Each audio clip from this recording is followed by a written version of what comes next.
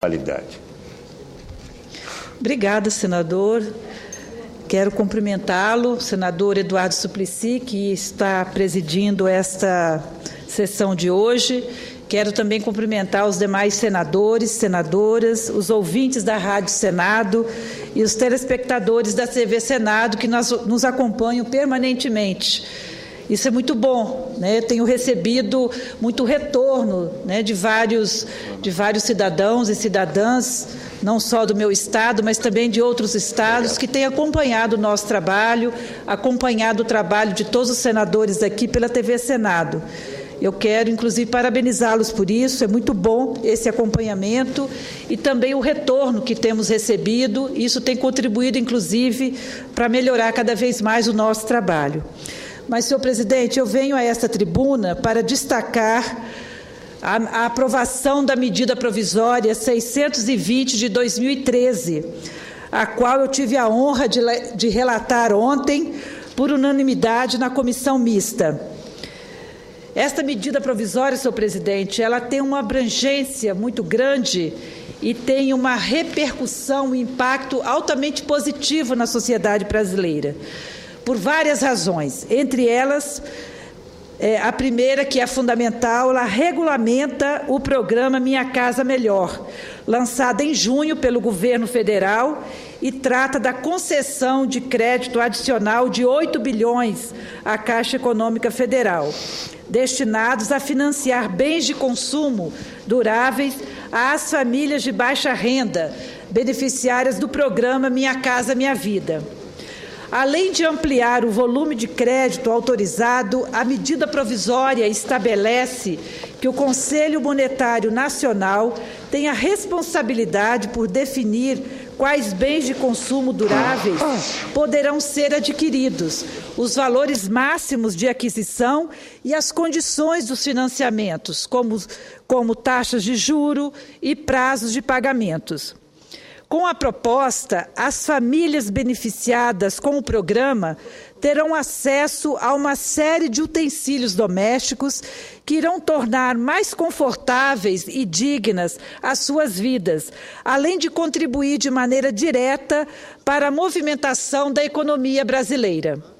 Ora, eu digo isso porque, uma vez aquecido o mercado consumidor, teremos um novo impulso à atividade industrial, com geração de mais empregos, ampliação da renda da população, um ciclo virtuoso que só trará benefícios à população. Como a própria presidenta Dilma falou, ela disse que toda dona de casa passará a ter à sua disposição uns instrumentos modernos que garantam maior eficiência e conforto, melhorando suas condições de trabalho. Na verdade, senhor presidente, imagine uma dona de casa que trabalha fora o dia todo, que se dedica ao trabalho externo para poder ajudar no sustento de sua família e, ao chegar em casa, não encontrar, por exemplo, uma máquina de lavar para que lhe possa oferecer maior conforto e poder, assim, lavar com maior rapidez as suas roupas. Agora ela vai poder ter isso. Isso é muito importante. E, além disso, ter outros tipos de equipamentos que vai facilitar muito a sua vida. O pré-requisito para acessar o financiamento de até R$ 5.000, com taxas de juro de 5% ao ano e prazo de 48 meses para pagar, é estar em dia com as prestações do imóvel. Este é o requisito fundamental e necessário. Com os recursos, as famílias poderão comprar móveis e eletrodomésticos, tais como televisão, geladeira, sofá, computador, máquina de lavar e outros utensílios. Por sugestão dos deputados Otávio Leite, Eduardo Barbosa e pela deputada Mara Gabrilli, eu aceitei a emenda 28, que guarda relação com a apresentada pelo deputado Romário, que inclui, entre os produtos a serem financiados, os bens de tecnologia assistida, que são aqueles que visam proporcionar autonomia, independência, uma ampliação importante com enorme impacto social, uma vez que pessoas com deficiência terão acesso a produtos que, via de regra, são muito caros, quase que inviabilizando a sua compra. Vale dizer que a taxa de juros de 5% ao ano, ofertada por meio de cartão de crédito da Caixa Econômica Federal, está muitíssimo abaixo do que é comumente praticado no mercado financeiro brasileiro. A taxa média anual cobrada pelo crediário é bem elevada, chegando a ser de 61% para eletrodomésticos, 96% para decoração, podendo chegar a 93% em se tratando de artigos para o lar. Com juros baixos, o programa dará oportunidade para que as famílias de baixa renda possam garantir crédito de boa qualidade, tendo em vista a dificuldade que essa parcela da população tem de conseguir crédito mais barato no mercado, com custo e prazo compatíveis com sua capacidade de pagamento. Além do Minha Casa Melhor, tratamos também de outro tema importante nesta medida provisória. Estou me referindo ao Vale Cultura, ampliando o número de empresas beneficiárias do programa Cultura do Trabalhador, ou seja, aquela que poderá distribuir o Vale Cultura para os seus funcionários. A mudança permite a empresas sujeitas à tributação pelo lucro presumido ou arbitrado entrarem no programa Cultura do Trabalhador. Hoje, apenas as que são tributadas com lucro real podem aderir. Com isso, nós vamos aumentar dos atuais 2,8 milhões de empresas para 5,2 milhões de empresas aptas a aderirem ao programa. Tendo em vista a relevância social da medida provisória, achei oportuno também incorporar dois outros temas que considero altamente importantes e que terão impacto muito positivo para o país. A primeira altera as regras para certificação de entidades beneficentes de assistência social e a outra que muda a Lei Pelé, a Lei do Desporto Nacional. A alteração da certificação de entidades beneficentes de assistência social, conhecida como SEBAS, facilitará a certificação das entidades, desburocratizando e dando a devida celeridade ao processo, evitando prejuízos a instituições que prestam relevante serviço à nossa população, como as Santas Casas, a Paz, Pestalozzi, CIES, enfim, entidades de renome e que acabam por terem problemas para cumprirem as exigências e assim manterem a certificação e, consequentemente, o atendimento à população. Pela proposta amplamente discutida com as entidades e o governo, os débitos tributários dos processos anteriores à Lei 12.101 serão cobrados apenas aqueles relativos aos últimos 180 dias, que é o prazo para que se conclua o processo de certificação. Além disso, serão considerados tempestivos os processos protocolados até a data final do certificado. Propomos ainda nova metodologia para certificação. A entidade buscará um só ministério para a sua certificação, conforme o enquadramento previsto na medida provisória. Quer dizer, não mais precisará buscar a certificação em mais de um ministério. Por exemplo, se for comunidade terapêutica, irá apenas ao Ministério da Saúde. Se for abrigo para idosos, somente ao Ministério de Desenvolvimento Social.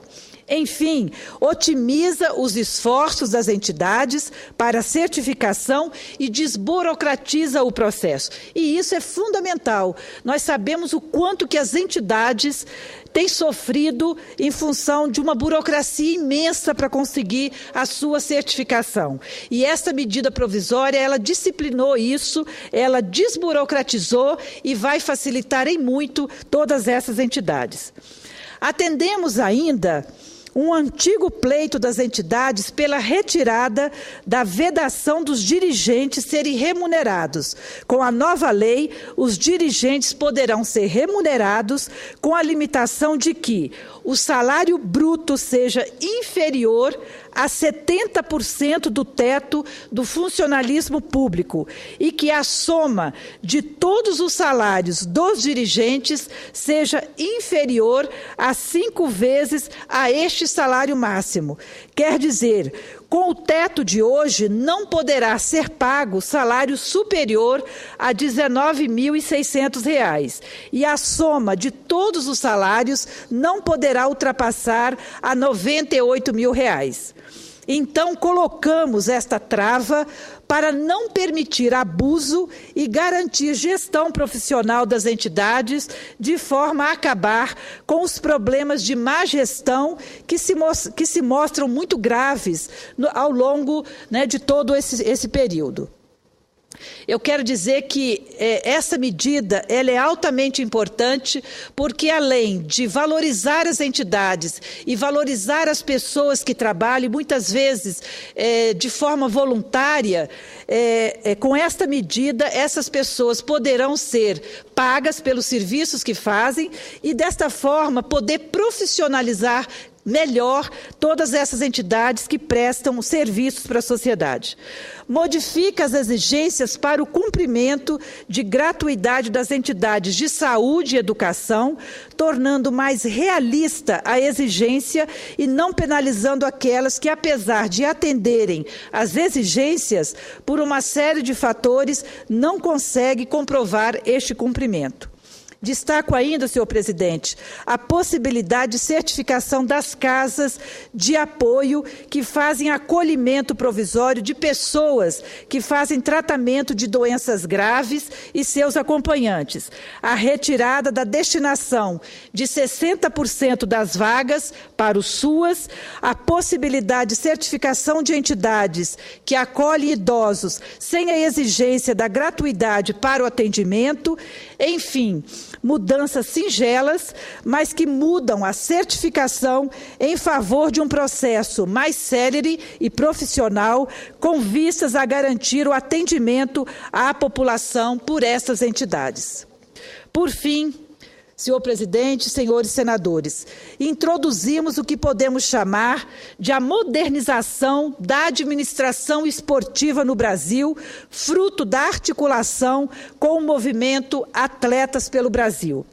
Este movimento congrega atletas que fizeram história no esporte nacional, tais como a Ana Moser, Raí, Joaquim Cruz, Cafu, Dunga, Edmilson, Fernanda Keller, Fernando Scherri, o Xuxa, Hortência, Giovanni, entre muitos outros, que têm se mobilizado para garantir que os grandes eventos esportivos em nosso país deixem um legado para o esporte nacional que vá além das obras de infraestrutura dos estádios, mas que crie efetivamente as bases para o florescimento de uma política pública para o esporte nacional.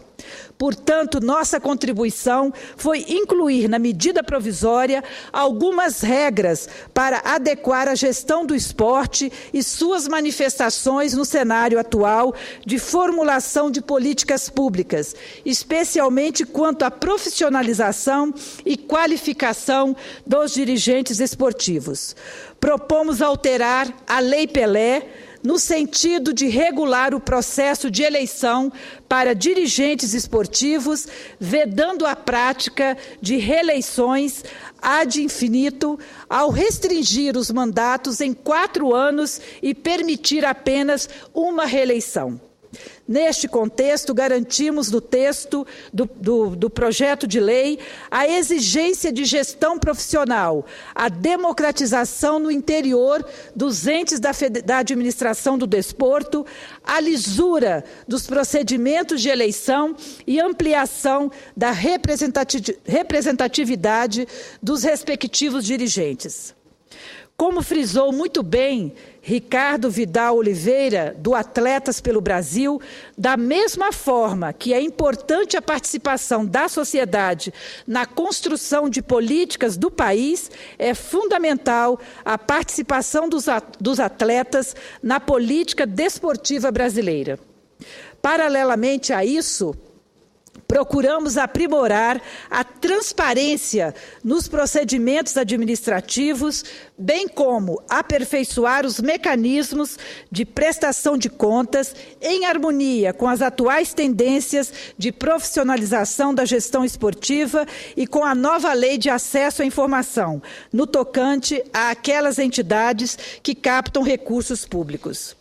Entendemos, senhor presidente, que tais ações podem atribuir eficiência e administração das finanças direcionadas a fomentar o esporte, o que tende a combater fraudes e desvios de recursos públicos. Com essas medidas, não tenho a menor dúvida de que estamos dando importante passo na consolidação do cenário desportivo nacional, aprimorando mecanismos de gestão e reconhecendo o esporte como um direito humano fundamental, como uma prática sociocultural relevante para a busca do bem-estar e do lazer, tendo em vista a construção de um legado que transcenda a realização da Copa do Mundo e dos Jogos Olímpicos e Paralímpicos em nosso país. Senhor presidente, eu quero aqui também reafirmar o nosso compromisso com essa luta. Eu entendo que é uma luta altamente importante para a sociedade brasileira e para todos os desportistas, mas, em particular, eu quero aqui fazer um agradecimento a alguns atletas que estiveram no nosso gabinete logo após a aprovação da medida provisória, estiveram no gabinete nos fazendo um agradecimento, mas eu digo que é a partir da luta deles, é a partir da mobilização dos atletas pelo Brasil, é que nós conseguimos aprovar na medida provisória esta grande contribuição na mudança da Lei Pelé. Eu destaco aqui a Carmen de Oliveira, e é a primeira mulher brasileira a vencer a corrida de São Silvestre. Destaco aqui o Ricardo Vidal de Oliveira, o Ronaldo da Costa, o Romualdo Dantas, entre outros que estiveram no gabinete. Então, em nome deles, eu quero aqui agradecer a todos os atletas que compõem este movimento Atletas pelo Brasil, pela importante contribuição que eles deram, trazendo essa manifestação aqui no Senado Federal, trazendo a sua reivindicação e que foi acolhida por nós com muito gosto e que nós conseguimos juntos construir esse caminho, essa possibilidade da inclusão na medida provisória, que a gente espera que seja votada ainda hoje na Câmara dos Deputados e brevemente, se possível ainda semana que vem, aqui no Senado Federal. É isso, senhor presidente. Encerro a minha fala manifestando essa minha alegria, essa minha satisfação de poder ter contribuído na relatoria da medida provisória 620 de 2013, trazendo grandes benefícios para a nossa população brasileira. Era isso, senhor presidente. Muito obrigada.